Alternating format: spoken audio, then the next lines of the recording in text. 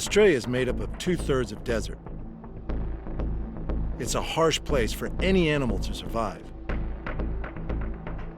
This one has adapted perfectly to its environment. The dingo is a carnivore that was introduced from Asia around 5,000 years ago, and it has thrived in Australia ever since.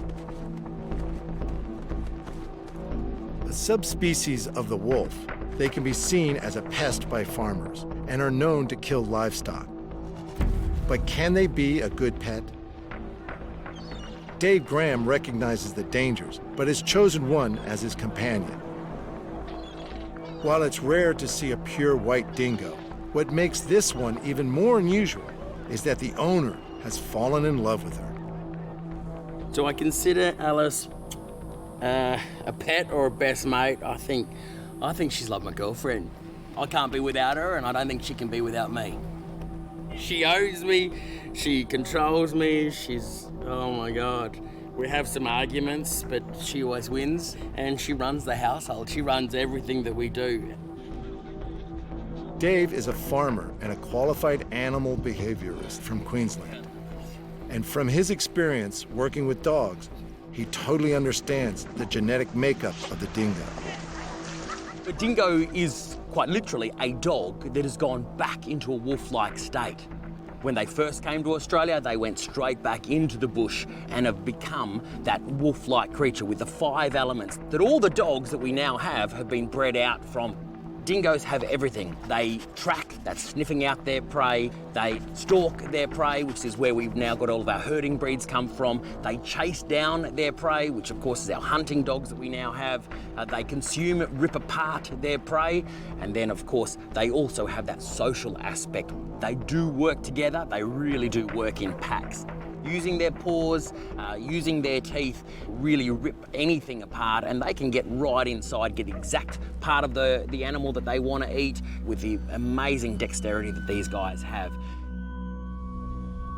Farmers have blamed dingoes for causing large amounts of damage to livestock. As a farmer, Dave has witnessed some of the damage done to his sheep by wild dogs. When you grow up in the outback on the inside of the dingo fence, you have a difficult relationship with wild dogs. So my entire life, I've always seen wild dogs as an enemy because I've seen the damage that they've done on our livestock, on my sheep. There was some nights that they would come in and take out 90-odd sheep, but not kill them, just rip them apart. And my job, of course, was to come through and put them down in a humane way. And that was always difficult for me to appreciate the beauty of the dingo in the bush, but also the damage that they can bring to our farms. The dingo fence, the world's longest fence, originally built in the 1880s as a rabbit-proof fence, was converted in the 1940s into a dog barrier to protect sheep and cattle from dingoes. Over 5,000 kilometers long and spread across 3 states, it has been partly successful in stopping dingoes from crossing the border and killing livestock. The dingoes that managed to get through were often shot by farmers as they were considered pests. So how does anyone consider this a safe pet? It's been a long journey for me to appreciate how beautiful and how valuable dingoes are to our bush, but I'm under absolutely no delusion whatsoever that wild dogs and vulnerable animals mean lots of blood. There is a contradiction. In his farming life, Dave had to destroy wild dogs that were killing his livestock. Alice was the one dingo that stole his heart. Alice was found about 3.5 years ago. I was on the inside of the dingo fence in the outback of New South Wales, where wild dogs are exterminated. A farmer came across a litter of pups in a den, and as he was putting them all down, after he'd already put the mother down, of course, one of these offsiders, who was a contractor from the city, said, "No, I really want to keep the white one." So he did, and took it back to the city and learned very, very quickly that dingoes are not dogs. You have to be extraordinarily skilled, and you have to have extreme management plans, and also very, very, very good fences to be able to keep a dingo in, because they are wanderers and they don't require human interaction. And that's what allows these relationships to flourish. In a well-managed situation, it is possible to have an incredible relationship with a dingo, as Dave has with Alice, together with an appreciation of the role of the dingo in the ecology of Australia. Look, she has 100% trust with me. Yeah, our whole relationship is built on a mutual trust. She knows I won't drop her or hurt her, but it's her favourite thing. Hold her upside down and she's happy. She'll be there for hours, but just loves it. But all dingoes love it. Anyone that has a dingo, that's what you do. You hold them upside down and then they're happy.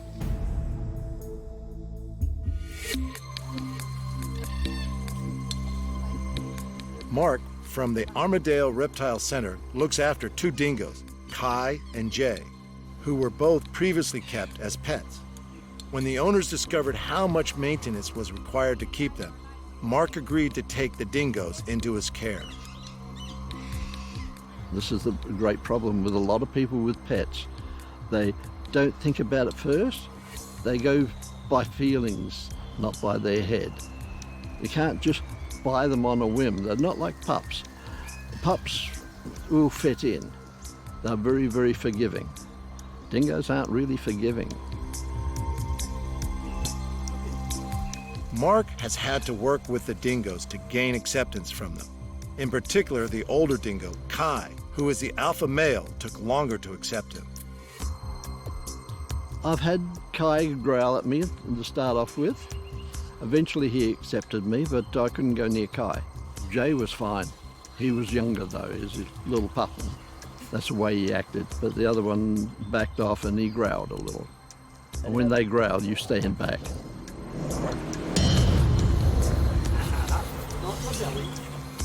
Unless they're humanised, they'll keep away from people. But in areas like Fraser Island where people feed them, they get used to it, and if you don't feed them, they'll attack you.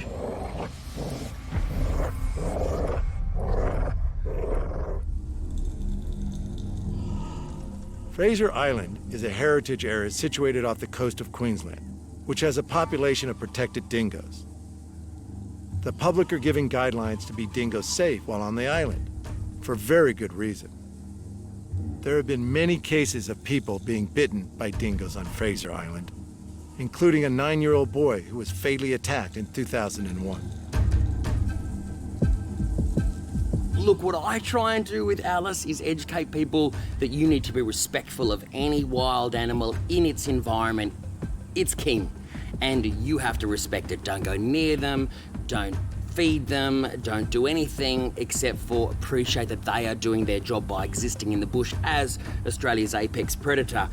When you start to feed a wild animal, it's going to start to lose the fear, and then as soon as it loses fear, well, then it's going to look for food when you're not supplying it, and you may come into conflict.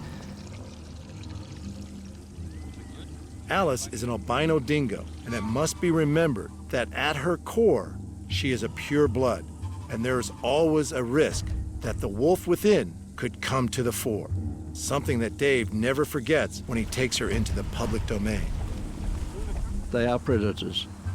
There's no two ways about it. They develop their wild instincts as well.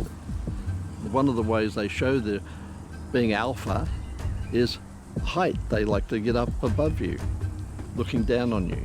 As you notice, our fences are 6 foot high and they angle back into the enclosure. That's so they can't climb out, because they can climb a 6 foot fence. They're a wolf. Anything that gets in their enclosure is food. Doesn't matter what it is. A rat runs through or something like that, they'll eat it. A bird flies low, they'll catch it. A young child could upset one and it could snap, and they do have very powerful jaws. They'll kill very quickly, and you can't stop that.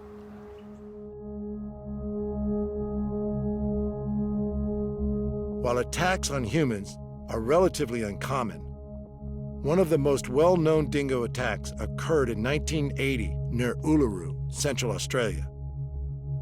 Lindy Chamberlain mother of 9-week-old baby girl Azaria, was convicted of her murder. The Chamberlains maintained their baby was taken from their tent by a dingo, and in 1986, following the discovery of Azaria's jacket near a dingo lair, Lindy Chamberlain was immediately released from prison. In 2012, following years of speculation and inquiries, the coroner concluded that the cause of Azaria's death was as a result of being attacked and taken by a dingo.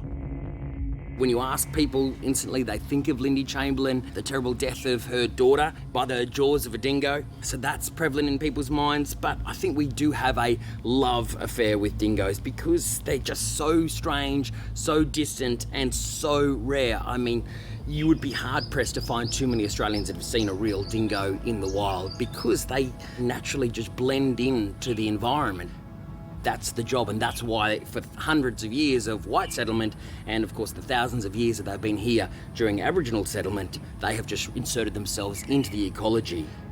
But at the same time, these guys are using those jaws every single day to get through life, and when you need to eat to survive, it brings you up against humans because we're growing animals out there, sheep, cattle, goats, pigs, and of course these guys are hunting in that same territory. So we do really have a love-hate relationship in Australia. Alice has a natural tendency to investigate her surroundings, a trait that's typical of a dingo. She uses her highly tuned senses to great effect around the house. One of the things that makes dingoes different from dogs is that dingoes love to climb. They're up on top of everything, into everything. It doesn't matter how small the surface is. They need to check it out thoroughly and know what's going on in their environment. Yeah, she loves getting up on top of things, but it's really this super investigation and this crazy brain that just needs to know exactly what's going on. They always look like they're chilled, but I think it's because, well, they've got a lot to think about that they've just investigated, and they're just going through all their different TV shows that they've got inside their head of all the different adventures they've been on. One could be easily mistaken after seeing Alice's relationship with Dave, that dingoes make an ideal pet. The reality is that Alice is a wild animal, and by her very nature is a predator. Are we ready? You've been very good sport. I love my dingo, but they do not make good pets. They are a wild animal that belongs in the wild. It's just that at the moment I belong to Alice. They don't bark, which seems great, but they do everything else that could possibly drive you crazy. They shed continuously. Everything gets covered in dingo hair. They get into everything, and of course trying to contain them is almost impossible, but at the end of the day they don't need us. They don't need to be looked after us, and when you've got several hundred breeds of dog to choose from, I'd stick with dogs. It's clear that dingoes are a high-maintenance animal, and anyone who tries to domesticate one will have limited success.